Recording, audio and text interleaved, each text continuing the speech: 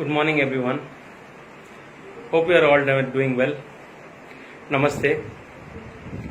Let me start by introducing myself. I am Rajesh D. Sangvi.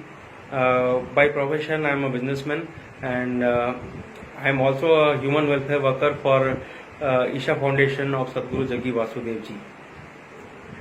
I am going to touch on a very hot topic, and which is the economic downturn in the India, which we are facing right now. And you would wonder that what would a yogi from Isha Foundation or person like me would like to talk about about human welfare regarding the economy. Well, when the economy is not being run is not running well, a lot of suffering happens, and where suffering happens, human welfare is very much comes into the picture, and that's where the connection comes. So first of all, I would like to tell you that I have some suggestions which would help revive the economy and help in boosting the economy and take it back on the rail. First of all, I would like to mention that the government has a lot of money, huge outlays, and but two sectors have been ignored in proper spending in these areas. One is the schools and colleges, and second is the hospitals of India. You would be surprised to know that 85% of the schools and colleges and hospitals are government held, and they are so weak as institutions in our country. And how can a nation progress if the hospitals as well as the schools and colleges in the country are in such a bad condition? So the first suggestion to my government, to the government of India is, to lay a proper amount of investment in upgrading the facilities in the schools and colleges and the hospitals, so that they attract talent in the form of teachers and in the hospitals in the form of doctors, so that the proper healthcare is achieved, and also the proper schooling for the children, which is the basic building block of an economy, happens.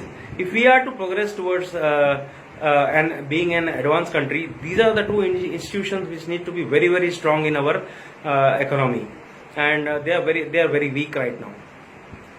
Second, we have seen that lot of unemployment has happened, and lot of unemployment was already there.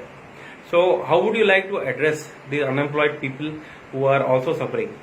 Well, I would like to introduce a concept like called an employment card, which can be obtained with the help of an Aadhaar card, which can be introduced by the government of India. And this employment card will allow two things. One is it will be issued to the government by the government of India to both the working population as well as the unemployed population. And why and what will happen? What two things will happen? One is the unemployed people of India will get the chance to get a dole out from the government of India, like 5,000 rupees, 6,000 rupees, whatever they can afford per month, they can dole it out to these unemployed people. And where does it come from? By laying some little additional tax on the people who are working, or from the government exchequer. So that way unemployed people will get some relief, some dignity in their life when they get this, and they are waiting for employment. Second is the working people will come into the tax net. Yes, once you give this as national card to all working people, they will come into the tax net, and when they are eligible to pay tax, the government will be able to account for it. So when the entire population is having this employment card, it's a huge benefit. One is the tax net which spreads. Second is the unemployed people who can get some help from the government of India directly when the unemployment is rampant. And the economic progress also is easier to measure when you have all the data through the employment card. Now, third, I would like to introduce the concept of I would like to say that the FDI which we are doing currently, we are allowing only single brand FDI. So I would like to recommend multi-brand FDI also, with a word of caution. I'll tell you how. you always felt that the multi-brand FDI will make the small businesses run out of their steam. Their businesses will get destroyed, but that is not the case. When you allow this FDI to come in multi-brand, you must insist on two conditions. One is that all the raw material that is used in the factories to make the goods and services have to be originating in India. Whatever is used by these FDIs to function in our country, they should not come from abroad. Second is, whatever the factories which are set up, all should be in India only. Factories should not go outside and then supply to us into India. So this is the way. The supplies for all the goods and services should not come from outside the country. So when you have this in place, and you incentivize the FDI companies from abroad to buy tax concessions and tell them to set up their shop over here, and you make the raw materials also which are used in the factories to originate from India, the farmers and the cottage industries will get a big boost, and they will get a good price for whatever is being used by these factories. And secondly, this will create a huge amount of employment, because these FDIs will, when these factories are set up, a lot of employment will take place. Third thing is, the technology transfer also will happen, and that's good for the country. The country will advance in technology. And fourth thing, once the domestic demand is met, this India will become the export base, will transform into the export base for these FDI companies to supply goods to their own countries or even to the neighboring countries. Why? Because the cheap labor and the cheap raw materials which are available in India are a uniqueness, is a unique thing which is like China, and it will allow the export base to rise, and because of the cheap labor and the cheap raw material available here. So you can definitely get a huge amount of export happening in India, but with the base being in India. So that's another advantage. So and this will help in boosting the overall GDP as well as economic development of the country. Now the fourth thing is, you have seen that a lot of public sector companies have had NPAs in the public sector banks, and the government has had to kept on over a long period have had to infuse a lot of money to meet these NPAs, cover up for these NPAs, infuse funds into these banks for them to survive. And even otherwise, if you look at other companies like, for example, Air India has never been profitable through its 70 years, except when it was in private hands under J.R.D. Tata. Like that, all these companies are, public sector companies are all making losses and are a drain on the economy, are a burden on the economy. And the government is again and again writing off the losses again and again over and over years.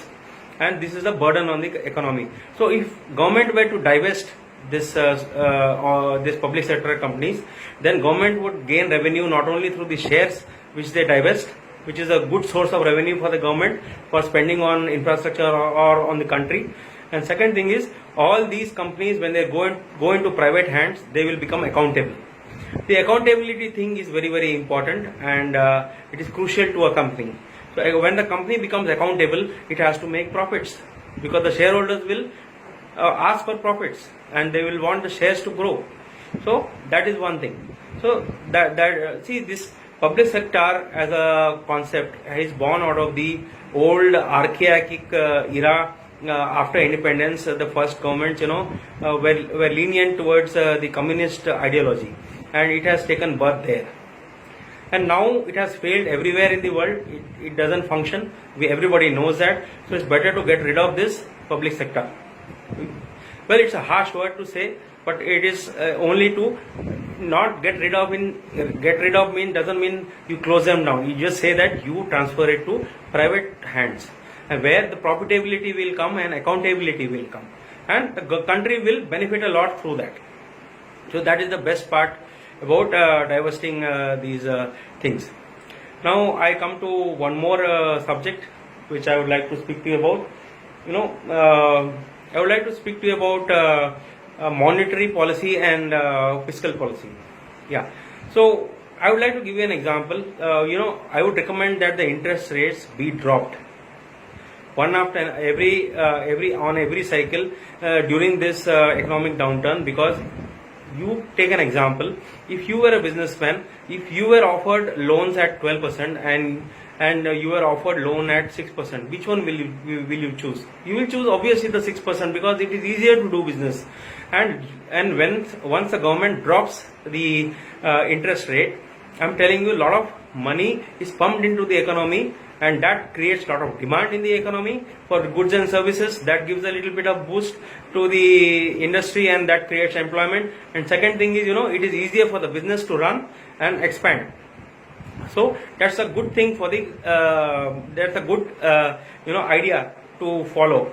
Reducing the interest rate when you are faced with the economic downturn. And then the last thing I would like to say that the huge outlays which you have, the amount of money, taxpayers' money which you are having, you need to spend well on infrastructure, creating a lot of infrastructure like irrigation, roads, air and railways, and water resources, and electricity, power, so many of the utilities, and so many other things which need to be made, because this is a source of creation of employment. When government spends like this in a huge way on the economy and on the utilities and on the economy, and lot of schemes are launched, lot of things are done by the government by spending taxpayers' money, lot of employment is generated. So these are the thoughts which I have, and I'm sure if you implement these, the economy will pick up, and the GDP will pick up, and there's nothing to worry about. It will take a little time, but we'll see that India is economic growth is restored, and economically very developed, and also it will lead the world in economic development. Also, it will become an advanced economy if you follow some of these suggestions. And thank you so much. That's all from me. Namaste. Bharat Mata ki Jai. Jai Shri Ram. Jai Mata Di. May God bless you all, and bless everybody in the country. Thank you so much. Namaste.